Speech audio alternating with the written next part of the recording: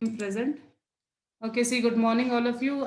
Today we are going to discuss some question answers based on uh, based on data transfer between SQL database and data frames. Okay, so some solved question answers are there that we are going to discuss today, so that you will come to know that what type of questions can be asked based on this particular chapter. Fine. Okay, the very first question is, following code is reading from employee.csv as shown below and intends to use column employee number values as the index label. Why the code is giving error? Suggest the solution. It means, see what they wanted to use. They wanted to use employee number, this one, as a index column means sorry, index number means for putting column or for using column as an index value. So what is the mistake in this, anyone? And this is very common mistake. Huh? We can say that it is nothing but syntax error. Just see the code properly, just see the table properly, then you let me know what is the mistake.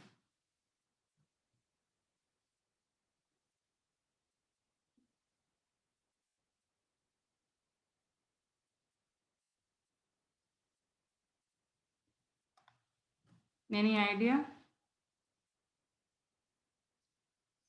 Something is missing or something is extra?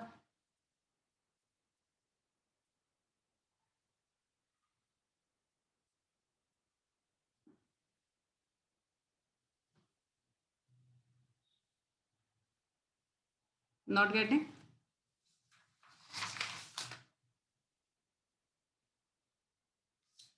See, if you will see this properly, this code, here in this question, it is EMPNO. Okay. And here when they are using it, it is EMPNO dot.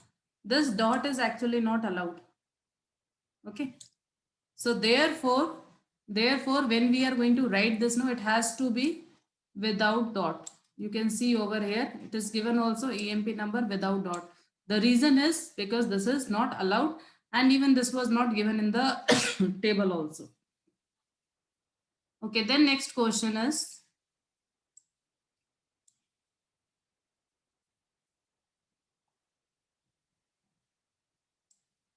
fine, this is the next question. Following code is reading from the from file sports.csv. It displays the whole data frame, but when it tries to print the competition column of the data frame, the code raises error. Again, you have to check this code and then you have to see the output. Then you have to tell what is the mistake in this.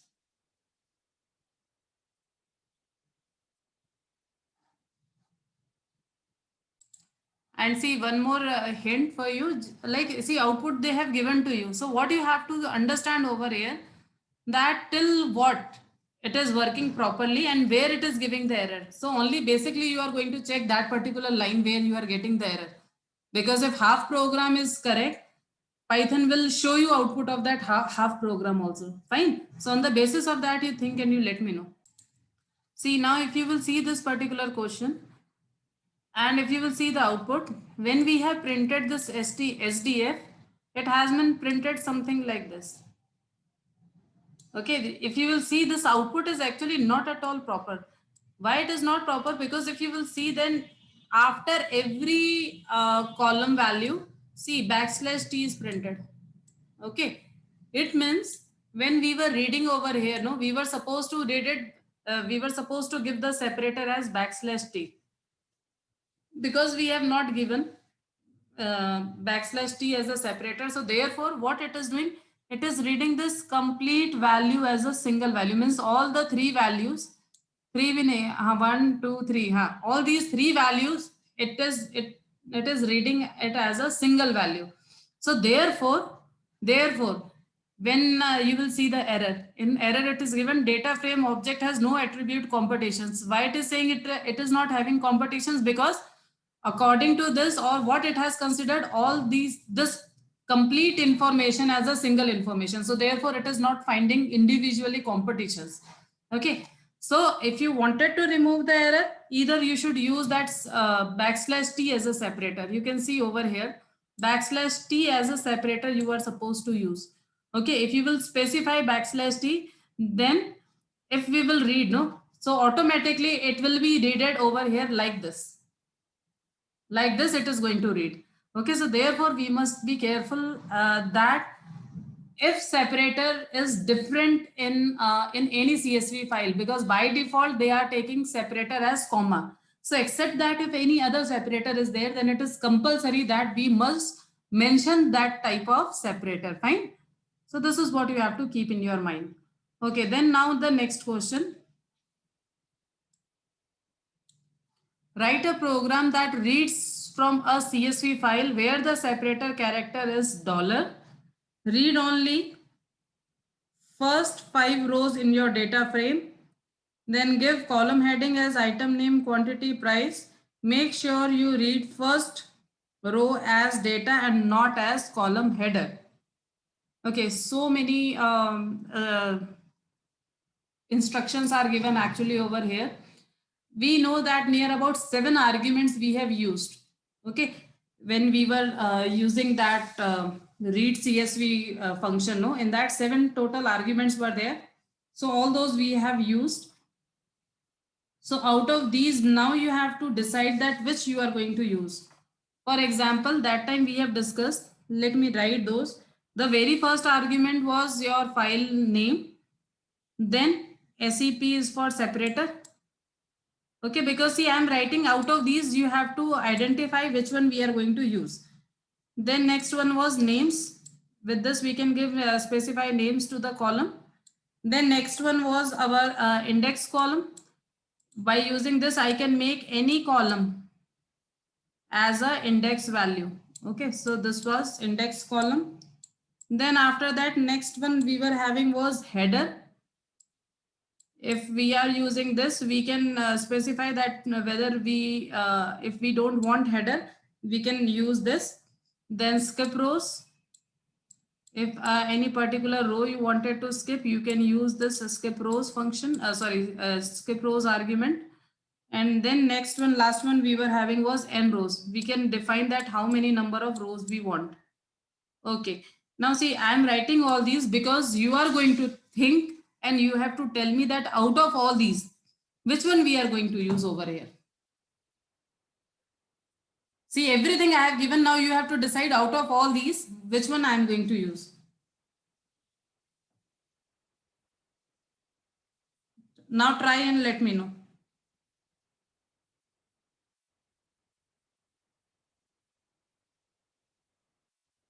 Ekta, any idea which one we will use? Ma'am, separator. Very good. Separator. What we will specify for separator? Dollar. Chalo, very good. Aditya, any other answer? Just see the question and then you have to tell that what else we can use.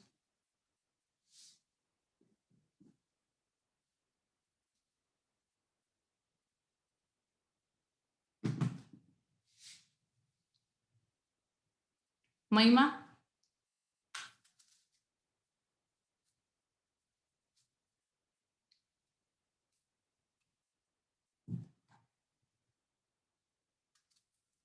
Any answer like what we can use?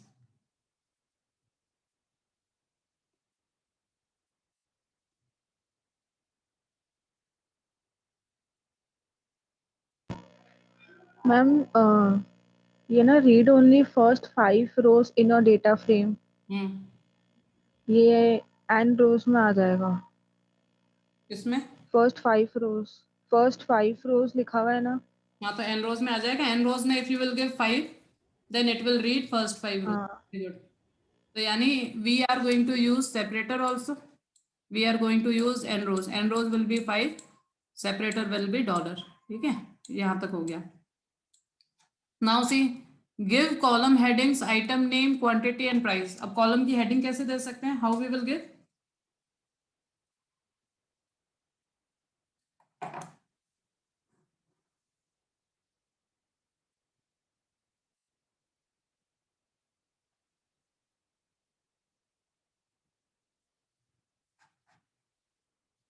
See, column values we can give by using names argument. ठीक है, जो भी इन लोगों ने दे रखा है, you can write it in the form of a list and then you can pass. Then make sure to read first row as data and not as column header. So it means you don't want column header also. So header is equal to none. Okay. Now if you will see the answer, you see import pandas as PD, then PD dot read CSV. This is the location they have given for your CSV file. Okay, after this, the very first is separator they have used, because we have just now we have discussed, as per the question also, separator dollar was given. So first is separator dollar. Then names is equal to, in the form of list, they have given all the column names. Then header is none and n rows is equal to 5. And then we are going to print the value of DF. Yes, this is clear? Yes, ma'am. And this was easy also. Okay, then next question. Write a program that reads from the CSV file marks.csv stored in data folder of C drive, having data as shown below. See, this is the data they have given to you. Name and marks in 3 subjects in a data frame. This is the name and then marks in 3 subjects given. Fine. Then the program should add the column total storing of total marks in 3 subjects and add another column storing average marks. Print the data frame after adding these columns. This question is very good, and this is actually based on making changes. Means after fetching the information, no, you have to make changes and then you have to print. So just think and then let me know the logic. Coding we will discuss later on, but at least what are the informations that, or how we are going to write this. Chalo, fine, we will discuss this. Now see, the very first thing is that they have given us that this is the name of the file, this is the name of the folder, and this is stored in C drive. Okay, then they are asking that names and marks in 3 subjects in the data frame. So this you have to change as a column name. Then after this, the very first thing is you are going to fetch the information. Fine, let me show you.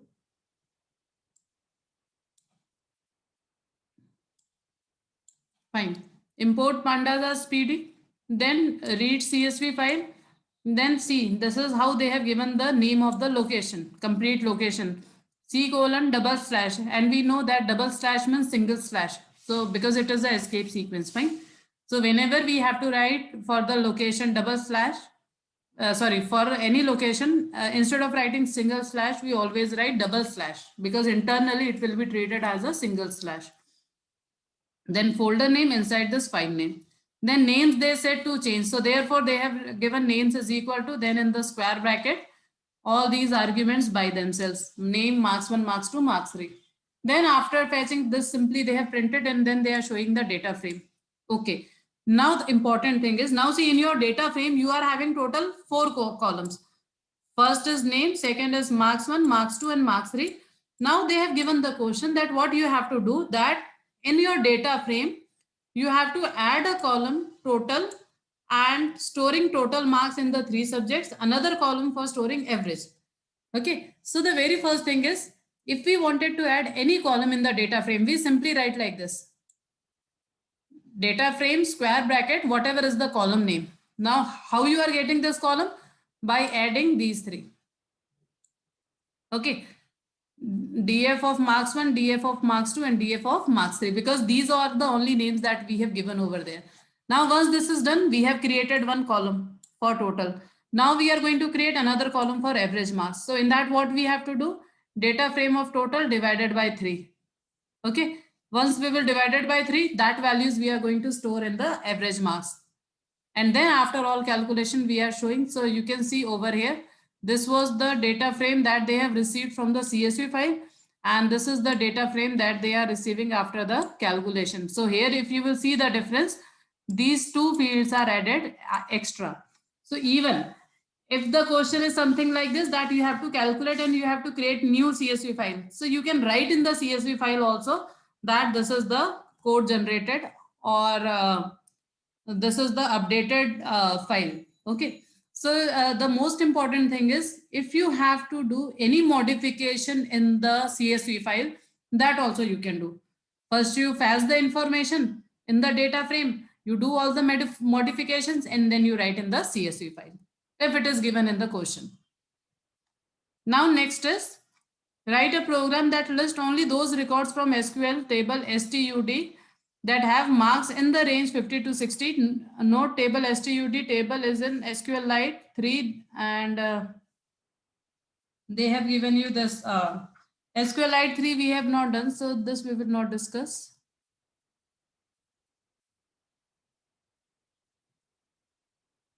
Fine, this is what we have done. The student table of test database of MySQL stores student details as roll number, name, marks, grade, section, project. Write a program to load data to the student table in the data frame, display the data frame and also display the details of the topper student. Now see, roughly I'm explaining you what you have to do. The very first thing is you are going to fetch the information, and this time what you have to see, it is given for MySQL. Now for MySQL, what changes will come? What will be the library first of all?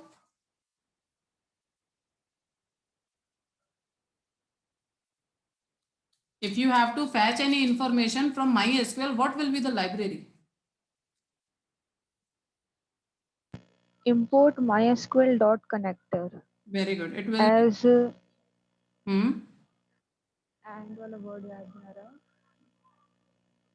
Which is one more? as SQL.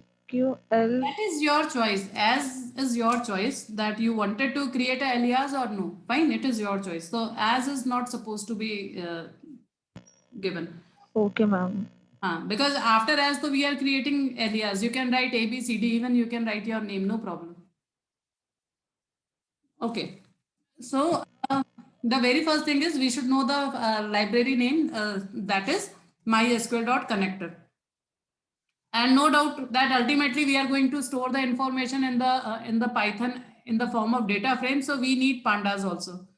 So these are the first two lines. Import pandas as PD and then import mysql.connector as SQL TOR. Your choice, you wanted to write or you don't wanted to write. And then see, ultimately we have to connect it with the database because this is what we have discussed, right? So to connect it with the database, my connection object is equal to connect is the name of the function where we have to pass 4 arguments. Host, always we are taking as local host. User is by default root only. Password is, now you have to see what password you are having or if it is given in the question. Okay, and database name is given in the question as test.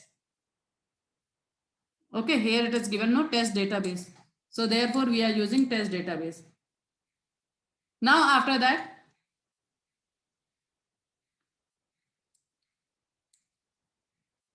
now see after that, first we are checking whether it is connected or not connected. If it is connected, then we are writing the query select asterisk from student. This is what we have discussed yesterday, that how we can fetch the complete information or how we can fetch the information based on some conditions. Okay, so select asterisk from student. Then read SQL is the function name, means actually you have to see that from where you wanted to read. If you wanted to read from CSV file, then read CSV. If you wanted to read from SQL, it is read SQL. Fine. So read SQL and then you have to pass 2 arguments. First is your query and second is your my connection object. So what this will do? It will take this query to the database to MySQL and then it will fetch the information from there and it will return and it will store over here in the SDF. SDF means whatever you are writing over here in the form of a data frame. So now the data frame contains this. Okay, now if you will see the question, in this question, a few more things are given. First is to load the data to the student table in the data frame. This is what we have done. Now display the data frame and also display the details of the topper student. Means the student having maximum marks. So this is also you have to do. Now the question is how to find maximum. Now see what you have to understand, that in your data frame you are having all the information. Fine. So index of maximum marks, SDF, this is your data frame. Inside this is your column, and this is your function, IDX of max. Now it is going to give you the ID of the maximum student. First we are getting the ID. ID means index number, and then we are going to print the information. So see, now to get the information, it is stored in topper index. Now see, to get that information, SDF ILOC. ILOC is index with respect to location. Sorry, location with respect to index. It means in this function we have to give the index that we wanted to fetch. So we have given the index, that this is the index of topper student, and then we will get the information. Now if you will see the output of this is the first thing, data frame, okay, where all these informations are there. And then you see in the marks only they have done, you can see in SDF in the marks. So in SDF in the marks, this is the column there. Here they have searched for the index of the maximum one. Index is this only. Okay, so you can see for that particular student, complete information has been shown. Complete means complete from here till here. So if you wanted to extract any row, any particular row, how you are going to get it? First you find ID of a particular record, and then in ILOC you can pass that ID. And for column, nothing is given, it means all the columns. All the columns means because we want all the columns. Okay, so every column of that particular row has been extracted, and then we have printed.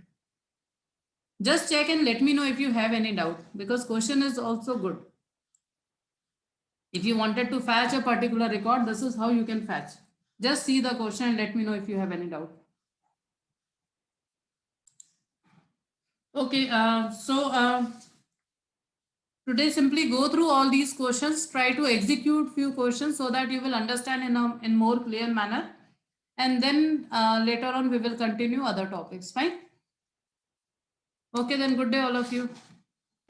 Thank you, ma'am. Thank you, beta.